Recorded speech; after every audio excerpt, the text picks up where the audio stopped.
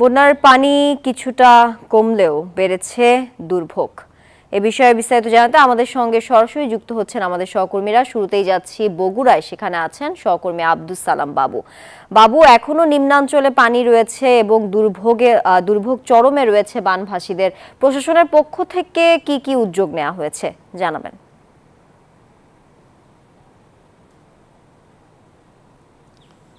তানিয়া, বন্যা কবলিত এলাকাগুলোতে ত্রাণ সামগ্রী বিতরণ অব্যাহত রয়েছে এবং 47টি যে বিদ্যালয় বন্ধ ছিল, পাঠদান বন্ধ ছিল, সেখানে কিন্তু এখন পাঠদান ইতিমধ্যেই শুরু হয়েছে।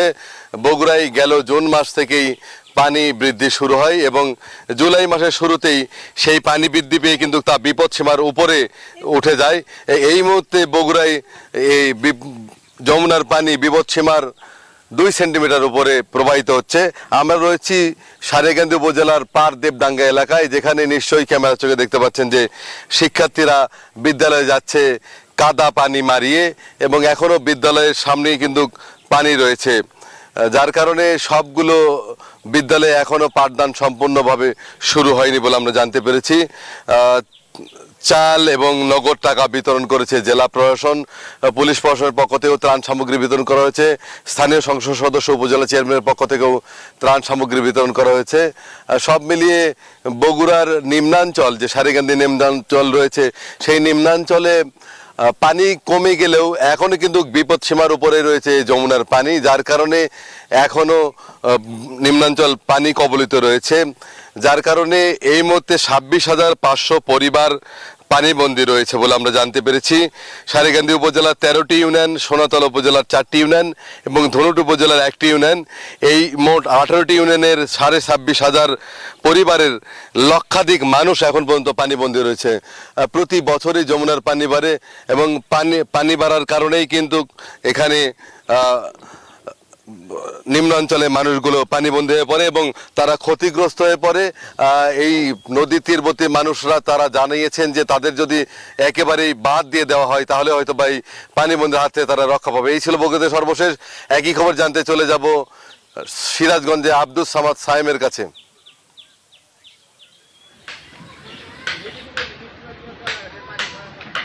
বাবু, ধন্যবাদ। আসলে যমুনা নদীর পানি কমলেও কিন্তু এখনো বিপদসীমার 13 সেন্টিমিটার উপর দিয়ে প্রবাহিত হচ্ছে। এ কারণে যে চরাঞ্চল এবং নিম্নাঞ্চল রয়েছে, সেই নিম্নাঞ্চলের হাজার হাজার বসতভিটা এখনো কিন্তু পানির নিচে তলিয়ে রয়েছে। এর দীর্ঘদিন পানির নিচে থাকার কারণ কিন্তু যেমন বসতভিটার ক্ষতি হচ্ছে, তেমনি কিন্তু যারা মানুষজন রয়েছে তারাও কিন্তু চরম ভোগান্তিতে রয়েছে।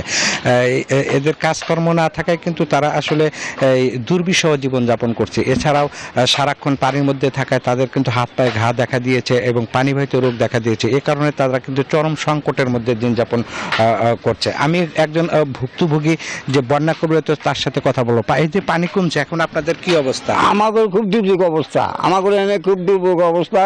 হাত পায়ে গা বাগাতে পানির মধ্যে থেকে কোনো কাজ কাম করা পারি না। আমার পানি কমতে গেলে আমাদের সুবিধা তা না, আমার বড় অসুবিধা গেছে। হাঁস মুরগি কুরকা এগুলো খুব অসুবিধা, কত মহিলা গেছে, কত আড়া গেছে। আমি কি করবো? গরু বাছুর ছাগল বাছুর একবার খাওয়ার মতো কোনো জিনিস নাই, পানি দিয়ে একবার সর্বভ্রান্তি করে আড়াইছে।